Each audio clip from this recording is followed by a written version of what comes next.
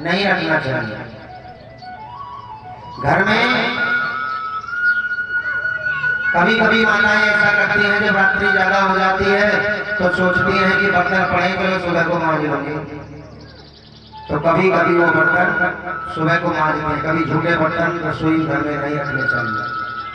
और माताओं को चाहिए कि स्नान करने के बाद ही रसोई घर में प्रवेश करें। और देखिए, ये माताओं के हाथ में है, जब रसोई घर में जाएं तो स्नान करके जब खाना बनाएं या घर में सबसे सर्वप्रथम जब झाड़ू लगाएं तो वहां केवल भगवान का नाम का जाप करें। कौन सा? हरे भिलनी सभारे रास्ता राजी। भिलनी रास्ता सभा रही है ना, तो एक दिन उसे भगवान मिल गए। ऐसे ही आप जब घर में सफाई करें, झाड़ू लगाएं तो भगवान का भजन करें। और जब रसोई घर में जाएं तो जब आटा मारें या रोटी बनाएं तो केवल भगवान का भजन। लेकिन आजकल तो भाई फैशन जमाना है, मैं भी देख रहा हूँ रसोई घर में इतने इतने बड़े बॉफर आ रहे हैं। आजकल बॉफर रख लिए रसोई घर में, और हमारी माताएं शुरू हो गई आजकल गाने चले वो तुरंत सुनना, सुन बाबरी गिरना, ऐसे चल रहे हैं ना। ऐसे ऐसे भजन गाने सुनती हो। देखिए, जैसा खाओगे अन्न वैसे ही हो जाएगा मन, जैसा पियोगे पानी तो वैसे ही बोलेगी ये वाणी।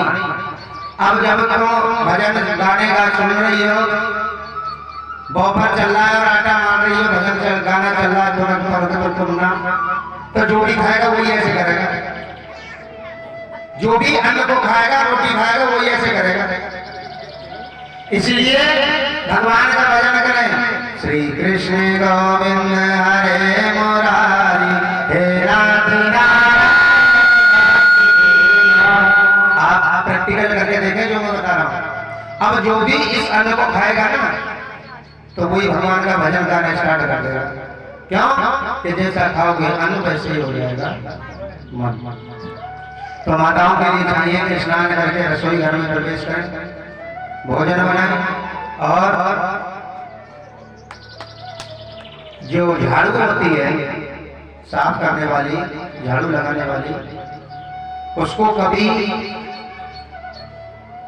ऐसी जगह रखें जो किसी को पराई व्यक्ति को दिखाई ना दे। जो हमारी झाड़ू होती है वो लक्ष्मी का रूप है, उसको ऐसी जगह रखें झाड़ू लगा करके जो किसी को दिखाई ना दे। बहुत बातें ऐसी हैं। देखिए, घर घर में प्रेम कम क्यों हो रहा है, पति पत्नी में प्रेम क्यों कम हो रहा है? उसकी वजह है आप माताएं। देखिए, माताओं के लिए चाहिए कुछ बातें हैं। कभी माताओं को अपने हाथ की मेहंदी पराई स्त्री को नहीं देनी चाहिए। और आजकल तो 10 रुपए वाली पोती मंगा ले, आधी में लगा लो, आधी क्यों लगा लो। ऐसा नहीं, ये मेहंदी की रस्म शास्त्रों में है। कभी बची हुई मेहंदी, अपने हाथ की मेहंदी पराई स्त्री को ना देनी चाहिए। मांग का सिंदूर कभी पराई स्त्री को नहीं देना चाहिए। पैरों पर लगाने वाली जो महावर होती है, कभी पराई स्त्री को नहीं देनी चाहिए। लेकिन आजकल तो नहीं है, मेरी लिपस्टिक खत्म हो गई, मुझे तो दिखने लगा। अब अपने प्रेम को तुम स्वयं बांट रही हो। घर घर में झगड़े क्यों होते हैं? देखिए, पत्नी के लिए चाहिए, अगर पतिदेव कहीं बाहर से आए हैं और गुस्से में भरपूर हैं, दिमाग टेंशन में है, तो पत्नी को चाहिए कि पतिदेव से मुस्कुरा करके बात करें। अब पतिदेव तो क्रोध में आए हैं, बहुत टेंशन में है पत्नी, और कह रही है अब मेरा हाथ में टाइम आने, पति देव तो टेंशन है और पत्नी ने और टेंशन में डाल दिया तो झगड़ा शुरू। पत्नी को चाहिए कि जब जब पति देव लड़ाई करें, देखिए मैं वो बात बता रहा हूं जो घर में प्रेम आएगा कभी घर में लड़ाई नहीं होगी। जिस घर में लड़ाई होती है ना पति पत्नी में, ध्यान से सुन लेना, उस घर के अंदर कभी लक्ष्मी नहीं जाती। पैसा आता है लेकिन वैसे ही चला जाता है। कितने भक्त हमें मिलते हैं, महाराज जी बड़े परेशान हैं, हमारे घर पैसा आता है लेकिन जुड़ता नहीं, रुकता नहीं। इसके पीछे भी आपकी वजह है। पैसा कैसे जुड़ेगा? पति पत्नी में प्रेम है। अगर पति पत्नी में दोनों में प्रेम है तो मैं विश्वास के साथ कहता हूं कि पैसा तुम्हारे घर अवश्य आएगा, जुड़ेगा, रुकेगा, और उस घर में हमेशा लक्ष्मी जी निवास करती हैं। तो दोनों को एक ही होकर के रहना चाहिए। और कभी भी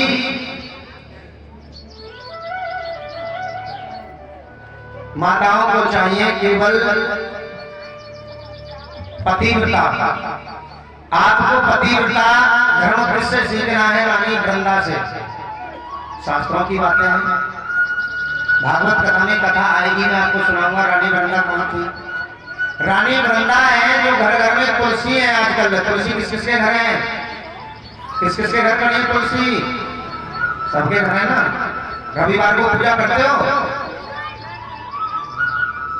कभी भी रविवार को पूजा मत करना तुलसी की, छूना भी मत तुलसी मैया को। ये कौन है?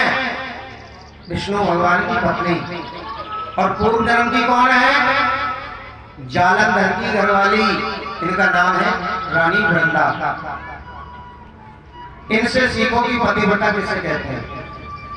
तीनों देव भोलेनाथ, विष्णु भगवान और ब्रह्मा जी भी तीनों मिलकर के जालंधर को मार नहीं सके। जिनको नारायण न मार सके हो उसको मारने वाला कोई है? नहीं है ना। लेकिन वो राक्षस इतना बलशाली नहीं था, उसकी पत्नी बड़ी पतिव्रता थी। जब जब भगवान उसको मारने की कोशिश करते थे तभी उसकी पत्नी रक्षा कवच बन के अपने पति की रक्षा कर लेती थी। वो ताकत होती है कि पतिव्रता स्त्री में। और पतिव्रता स्त्री बनने के लिए माताओं को कुछ खास करने की आवश्यकता नहीं है।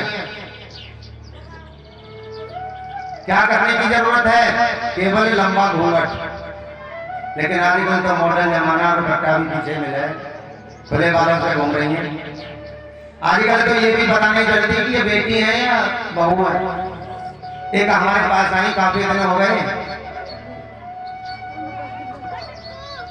एक बुजुर्ग माता आई अपनी बहू को लेकर के, सूट में थी वो। अब मुझसे बोली गुरुजी, पैर छुए, पैर छूने के बाद बोली गुरुजी ये बड़ी परेशान है। मुझे कौन है? मेरी बेटी है। बोली नहीं बहू है। मैंने इनका मंगलसूत्र कहाँ है? खुंटी पर टंगा। गुरुजी खुंटी पर टंगा है मंगलसूत्र। इनके हाथ में ये चूड़ी कहाँ है? गुरुजी उतार के बढ़ाते हुए कहती ना। देखिए ये श्रृंगार है। पतिव्रता स्त्री को ऐसा करना चाहिए। ऐसा करने से पति की दीर्घ आयु होती है। पति की आयु किसके हाथ में है? पत्नी के हाथ में। ये सच्चाई है। लेकिन आजकल देखिए, पहले की जो माताएं थी, सच बताना बिल्कुल, जो पहले की माताएं थी वो लंबा घूंघट करती थी ना। तो घूंघट से होता क्या है? सबसे पहले अपने मांग का सिंदूर कभी पराये पुरुष को नहीं दिखाना चाहिए।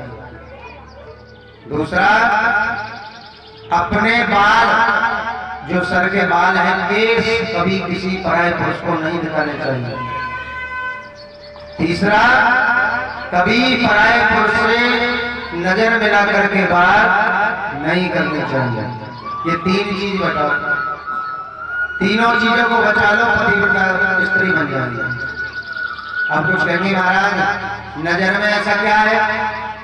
देखिए नजर बिगड़ी तो मन बिगड़ा, और मन बिगड़ा तो चरित्र बिगड़ा, और जब चरित्र बिगड़ा तो पति का धर्म नष्ट हो। आइएगा एक सुंदर भजन स्त्री के लिए।